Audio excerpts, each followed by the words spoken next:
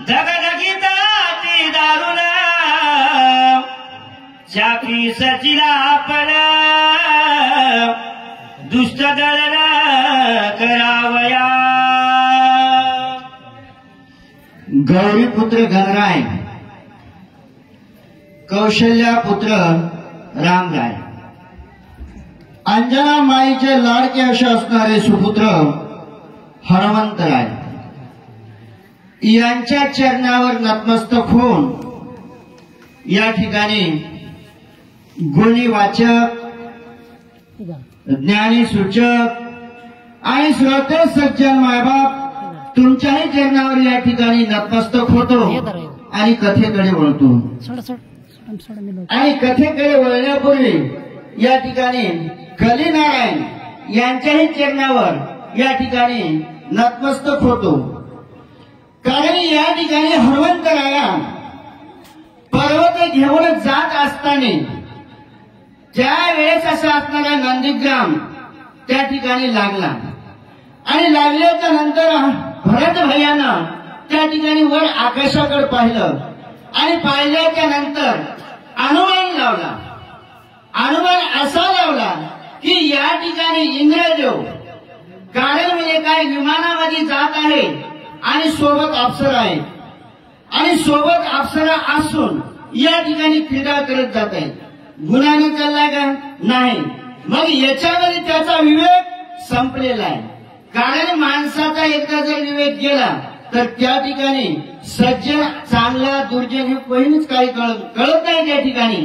अशा पद्धतीने तो जात होता आणि भरत भैयाला असं वाटलं की आम्ही सूर्यवंशातले राजे, कारण या ठिकाणी सूर्यवंशातले राजे असून सुद्धा या ठिकाणी आमच्यावरून आमच्या नगरीवरून या ठिकाणी इंद्रदेव म्हणजे जे करू नये ते या ठिकाणी करत चाललेला आहे।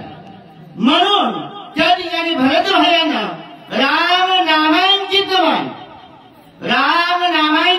बाण त्या ठिकाणी धनुष्याला लावलाय आणि धनुष्याला लावून त्या ठिकाणी सोडल्यावर काय झालं, करुणी राम नाम स्मरण धनुष्य ओढी काढून बाणाची आज्ञा करून दुष्ट दळण करावे। जय श्रीराम। शिंदगी गावामध्ये सगळे झोपलेले आहेत, फक्त वाचक सूचकच जागे आहेत, बाकी सगळे झोपले।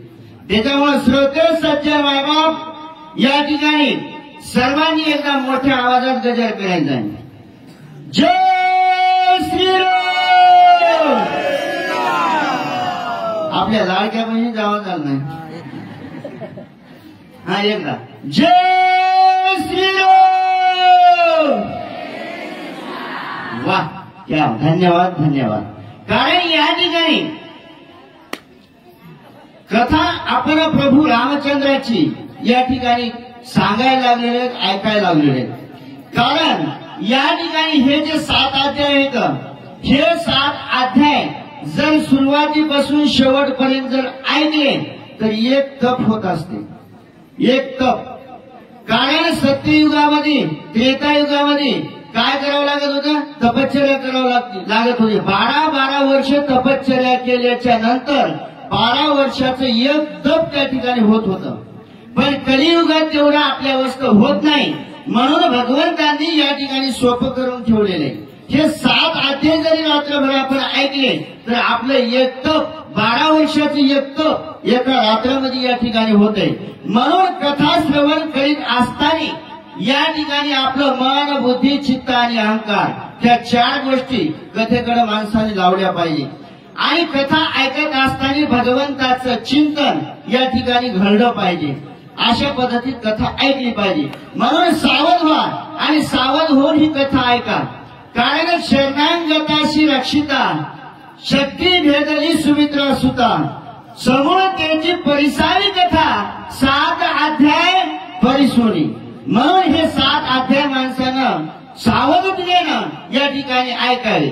मग या ठिकाणी भरत भैयानं बाण हातामध्ये घेतलेला आहे आणि बाण हातामध्ये घेऊन त्या ठिकाणी भगवंताचं चिंतन केलेलं आहे, रामप्रभूचं स्मरण केलेलं आहे आणि त्या बाणाला आज्ञा दिलेली आहे.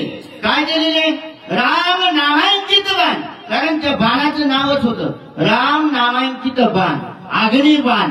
कारण हा जो बाण होता त्या बाणावर राम हे 2 अक्षर त्या ठिकाणी भरत भैयाने टाकले.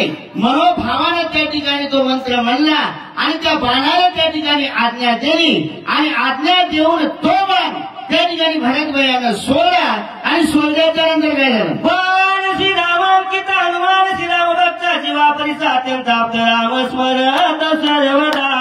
ज्या वेळेस भरत भैयांनी बाण सोडलाय त्यावेळेस त्या बाणाने सांगितलं होतं काय, जो कोणी राम भक्त असेल त्यांचा त्या ठिकाणी सांभाळ करायचा, म्हणजे संवाद करायचा नाही.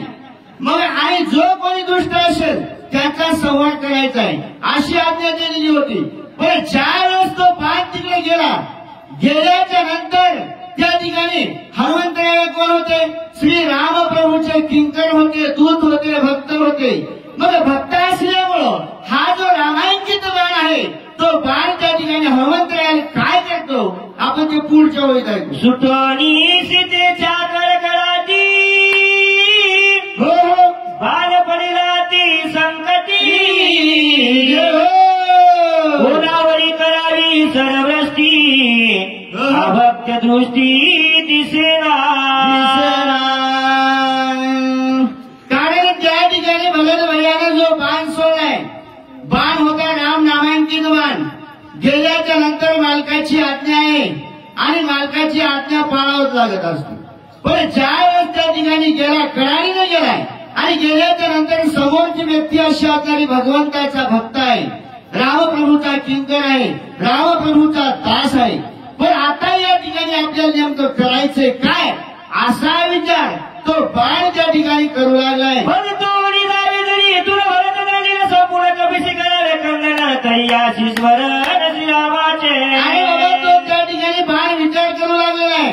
कारण या ठिकाणी जर मी इथूनच वापस गेलो तर म्हणजे काय या ठिकाणी पाठीमागे गेल्यामुळं माझा मालक माझा भरत त्या ठिकाणी मला दंड करेल आणि समोर जर गेलो तर म्हणजे काय हा तर राम भक्त आहे आणि राम भक्त असल्यामुळं या ठिकाणी मी मारू शकत नाही. मग मी नेमकं करू काय असा विचार तो बाण त्या ठिकाणी करू लागलाय. भरत श्रीरामाचा निज भक्त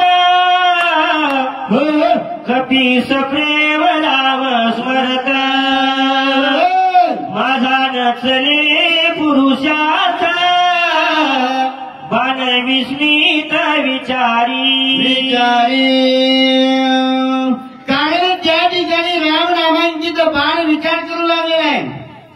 समोरची व्यक्ती अशी असणारी हनुमंतरायाच्या मुखार बिंदामध्ये कंठस्थ असं असणारं रामप्रभूचं नाव आहे आणि त्या ठिकाणी मी म्हणले काय तिथपर्यंत कसा जाऊ, त्या हनुमंतरायांचा संवाद कसा करू.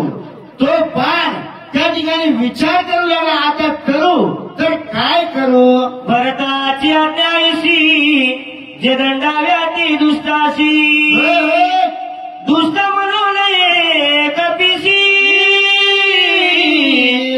रामस्मरणेशी दुर्लत. राम नामांकित बाण त्या ठिकाणी विचार करू लागलेला माझ्या मालकाची आज्ञा आहे. समोरची व्यक्ती जर दुष्ट असेल तर त्या ठिकाणी त्याचा संवाद जरूर झालाच पाहिजे पाठीमागं न येता. मग समोरची व्यक्ती अशी असणारी राम भक्त आहे त्या ठिकाणी कंठस्थ असं असणारं राम आहे, नाम आहे आणि नाम असल्यामुळं या ठिकाणी मी समोरच्या व्यक्तीला सुद्धा काही करू शकत नाही असा तो बाण त्या ठिकाणी विचार करू लागला. स्वामीच्या आज्ञेचे उल्लंघन घरी असा शिरण्याचे विचारणे वारे कोडे शरणाकडे चालिला. कारण त्या ठिकाणी असा असणारं राम नामांकित बाण विचार केलाय आणि विचार करत असताना समोर असा असणारा रामभक्त आहे आणि रामभक्त असून तो बाण असा असणारा हनुमंतरायाच्या चरणाकडे निघाला आणि निघाल्याच्या नंतर काय झालं. हॅलो हो शिस्ती या थोडा गेले थोडा आवाज येतो. आवाज बसायला हॅलो आवाज जरायलाच माहिती. धरिलिया सज्जनाचे पाय अपजे कधीच न होय स्वामी काय सिद्धी सजाय विजयी होय त्रिलोकी रामनामांची तो बाण त्या ठिकाणी विचार करू लागलेला आहे की जर सज्जनाचे पाय धरले तर त्या ठिकाणी अपयश येत नाही असा विचार राम नामांकित बाणाचा आहे. तो लोखंडी बाण आहे. आपण चालते बोलते माणसं येतो तर आपल्याला याचा काही विचार येईन. कारण म्हणजे काही या ठिकाणी बाण म्हणू लागलेला आहे लोखंडी बाण. त्या ठिकाणी जर सज्जनाचं जर दर्शन घेतलं तर काम यशस्वी होत असते. साधूंचं दर्शन घेतलं तर काम यशस्वी होत असते. कले नारायणाचं जर दर्शन घेतलं तर काम यशस्वी होत आहे. कारण मला वाटतंय हे जे कले नारायण जे आहे ना ते इथं काहीतरी पावत असेल म्हणूनच एवढी पब्लिक इथं जमा होती. अन्यथा होत नाही. आता गावात हनुमंतरायाचं एवढं मंदिर आहे. आपण आतापर्यंत एवढ्या शक्य केल्या एवढी पब्लिक कुठं असती का गरजेचं कुठंच नसती. पण या ठिकाणी आजूबाजूचा परिसर पंचक्रोशीतून या ठिकाणी माणसं आलेली. याचा अर्थ हा जो कलेनारायण आहे नवनाथापैकी एक असा असणारा कलेनारायण आहे. म्हणून या ठिकाणी हा पावत असेल म्हणून सर्व लोक इथं रात्रभर येऊन कथा ऐकायचे. म्हणून त्या ठिकाणी असा असणाऱ्या रामनामांकित बाणाने विचार केलाय आणि विचार करून आपण जर या सज्जनाचं जर दर्शन घेतलं तर म्हणजे काही काम आपले यशस्वी होईल. पुढे आपल्याला अडथळा येणार नाही असा विचार करून तो बाण हनुमंतरायाच्या चरणाकडे गेला आणि गेल्याच्या नंतर काय झालं आई सारी सेतून पुढे पाय विधी घाली बाण सोयी विचित्र मिळवणार बाण कोण कोणाचा जय हो.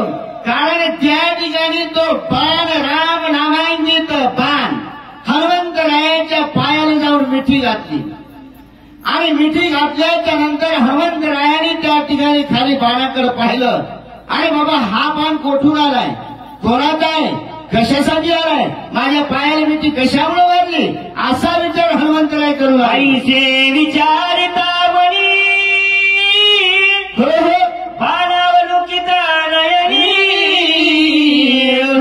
एकदासी नामांकित चिन्नी वायुनंदनाती विश्वय. हनुमंतरायाला विचार पडला. पडल्याच्या नंतर हनुमंतरायाची नजर खाली पायाकडे गेली आणि गेल्याच्या नंतर तो बाण त्या ठिकाणी हनुमंतरायाला दिसला आणि दिसल्याच्या नंतर त्या बाणावर राम असं अक्षर हनुमंतरायाने पाहिलं आणि पाहिल्याच्या नंतर आश्चर्यचकित झाले. हे नवल कसं काय असा विचार केल्यावर काय रामाचा बाण होय अतिकवयाचा तरुण शास्त्रांग नवना करिता होये रामते भावार्थे. कारण भजन आवडी भावार्थ नामे गेलेला देवभक्त आणि भक्ते गेले कारण भक्ते गेलेले नामे गेलेले देवभक्त मुख्य परमार्थी या नाव खरा परमार्थी होच आहे.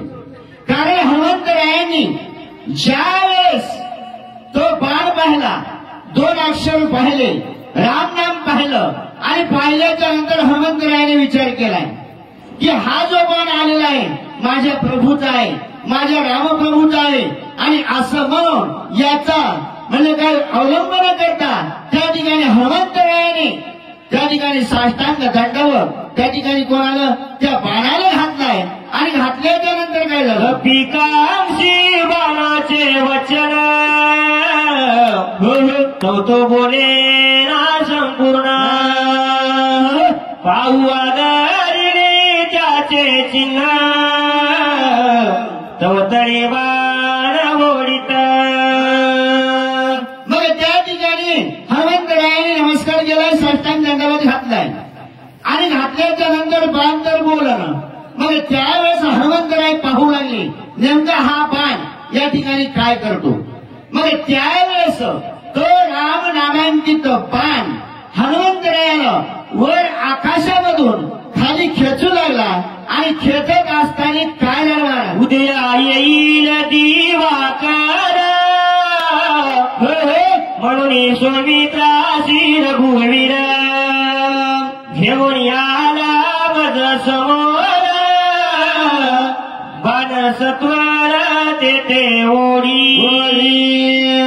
हनुमंतराय त्या ठिकाणी विचार करू लागलेले, कारण औषधी आणण्यासाठी मी बराच वेळ झाला आलोय आणि लक्ष्मण भैयाला उठवण्यासाठी रक्ताच्या थारोळ्यामध्ये लक्ष्मण भैया आहे आणि माझ्या रामप्रभूला त्या ठिकाणी दम निघला नाही, उशीर होतो म्हणून या ठिकाणी माझ्या भगवंतांनी माझ्या प्रभूंनी हा बाण या ठिकाणी सोडलेला आहे आणि हा बाण मला लवकर घेऊन जाण्यासाठी आलाय. की उतरोणी सौमित्रा वधून यादस शिरा कलोनी विभीषण राजा धरा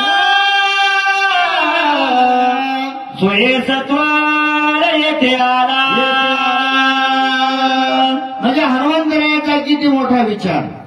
त्या ठिकाणी हनुमंतराय विचार करू लागलेले, माझ्या रामप्रभूंनी त्या ठिकाणी लक्ष्मण भैयाला उठवलंय, विभीषणाचा राज्याभिषेकही झालाय, रावणाला मारलंय आणि तो बाण माझ्यापर्यंत आलाय, असा विचार हनुमंतरायाने केलाय. आणि केल्यावर मी नपुसका सर्वता नववेची स्वामी कार्याथा धिक्क माझे जीवित्व व्रता कोण अर्था जातासे. हनुमंतरायाच्या मनामध्ये विचार आलाय. हनुमंतराय त्या ठिकाणी विचार करू लागले, कारण मी यायच्या अगोदर माझ्या भगवंतांनी हे सर्व कार्य या ठिकाणी पार पाडलंय आणि मी औषधी आणण्यासाठी गेलोय, पण माझा काही उपयोग झाला नाही, कारण या ठिकाणी मी मनुष्य नाही, म्हणजे माझं पुरुषत्वही नाही, कारण या ठिकाणी मी नपुसकत्व जाणलोय म्हणले, कारण माझ्यातनं माझ्या स्वामींचं काम या ठिकाणी झालेलं नाही. अशी अवस्था का झाली असा विचार हनुमंतराय करू लागला. आईसा झाला ती दुःखी सर्वेची बाणा ते अवलोकी तव तो यादमुखी एकाएकी सत्वर. श्रोते सज्जन मायबाप, या ठिकाणी हनुमंतरायाने विचार केलाय. विचार करून त्या ठिकाणी हनुमंतराय दुःखी झाले.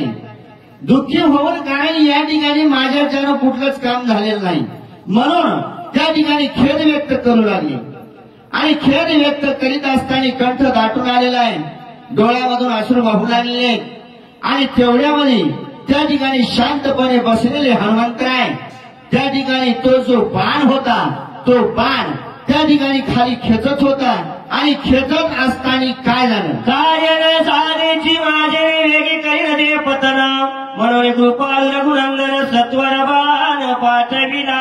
कारण या ठिकाणी माझ्याच्यानं काम झालं नाही, म्हणून माझ्या भगवंताने हा जो बाण या ठिकाणी पाठवलाय. आता तू काही बोलत्या निश्चिते सोडून बाणा ते विलंब येते नाही करू. कारण त्या ठिकाणी हनुमंतरायाने विचार केला, आता विलंब करण्यात विचार करण्यात काही हरकत नाही, म्हणजे विचार करून वेळ घालायचा का नाही. मग आता जसं असेल तसं हा बाण जो आलाय ना, तर मग या बाणासोबत आपण जाऊ. हनुमान आज्ञेचा किंकर आज्ञानुलंगी अनुमात्र टाकिले बाणावरी शरीर निघाला सत्वार बाण वेगे. कारण या ठिकाणी हनुमान आज्ञेचा किंकर, कारण या ठिकाणी हनुमंतरायाची एवढी भक्ती होती, एवढी शक्ती होती, एवढा पराक्रम होता, तरी सुद्धा स्वामीची आज्ञा उल्लंघन करत नव्हते.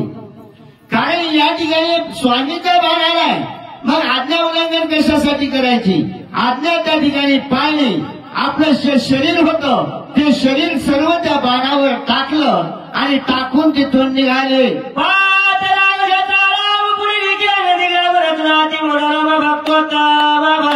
जेथे त्या ठिकाणी बाणावर आपलं शरीर टाकले, लागल्याच्या नंतर तो बाण खाली खेचत होता. खेचत असताना त्या ठिकाणी भरताचा जो नंदीग्राम होता तो नंदीग्राम त्या ठिकाणी आलाय आणि पाहिल्यावर एका जनार्दना शरण दोघाची भेटी अति गहन दोघे प्रेमळा संपूर्ण दोघे दोन्ही बाण विसरती. श्रोते सज्जन मायबाप, या ठिकाणी हनुमंतराया बाणावर बसून नंदीग्रामाकडे निघाले आणि निघाल्याच्या नंतर भरत भैयाही त्या ठिकाणी कोणाचे भक्त होते? रामप्रभूचे भक्त होते. हनुमंतराय रामप्रभूचे भक्त होते. हे दोन्ही संत त्या ठिकाणी, या दोन्ही संतांची भेट त्या ठिकाणी होणार आहे. ही भेट झाल्याच्या नंतर त्या ठिकाणी मी कोण हनुमान आहे का मी भरत आहे हे दोघेही ते देहभान त्या ठिकाणी विसरतात आणि त्यांची भेट प्रेमळ वाटता त्या ठिकाणी होते. ती ऐका. एका जनार्दनी कृपाळू जननी गोड नखाय बाळा वाचुनी मुखीचा घास काढुनी माझ्या वदनी घालीत. काढेल म्हणजे काय? एका जनार्दनी माऊली या ठिकाणी स्वतः जो गोड घास न खाता या ठिकाणी मुलाला म्हणजे काय देत असते तसा घास या ठिकाणी मला दिलाय असे गावबा काका त्या ठिकाणी बोलू लागले. जे अत्यंत खाऊन त्याची मुखी घास देणे खाता पायवरी बळे पाडणे घास कोंदणे मुखा माझी. एखादी माऊली त्या ठिकाणी जातात तिळगुळ सक्रात होऊन गेली ना. आता तिळगुळ म्हणजे गोडच आहे ना. मग त्या ठिकाणी जर लेकरू एखादं जर तिळगुळ खात नसल, माय जर देत असल बळ आणि ते लेकरू पळत असल तर माय काय करते? त्या लेकराच्या हाताला धरते, खाली म्हणजे काय जमिनीवर पाडते आणि जो तिळगुळ आहे तो आपल्या म्हणजे काय स्वतःच्या हातानं मुखाला घालते. अशी असणारी ही माऊली माझी सिंह करी चिन्ह व्याली जाणे वेदना बरोबर कृपाळू एका जनार्दना जिया विधान विश्वमाता विश्वमाता.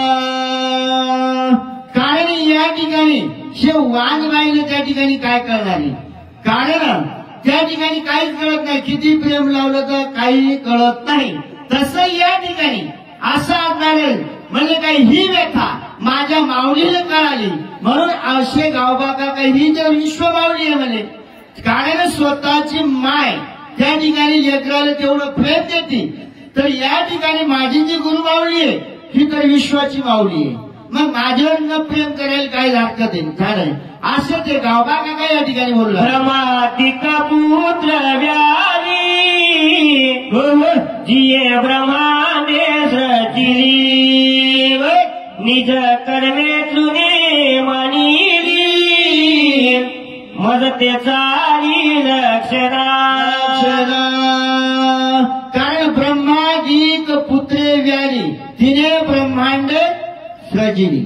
कारण या ठिकाणी हे जे ब्रह्मांड निर्माण झालंय हे गुरुच्या परंपरेपासूनच झालेलं आहे. कारण गुरु जसं शिष्याला शिकवतील तसंच म्हणजे काही परंपरा आहे त्यानंच हे ब्रह्मांड असं असणारं निर्माण केलंय. कारण स्वतः देव भगवान या ठिकाणी पृथ्वी तलावर आल्याच्या नंतर सुद्धा भगवंताला सुद्धा त्या ठिकाणी गुरु करावा लागला. कारण देव असून या त्रैलोक्याचा नायक असून सुद्धा या विश्वाचा मालक असून सुद्धा त्या ठिकाणी गुरु करावा लागतो. म्हणजे ब्रह्मादिक पुत्र मिळाली यालाच म्हणतात.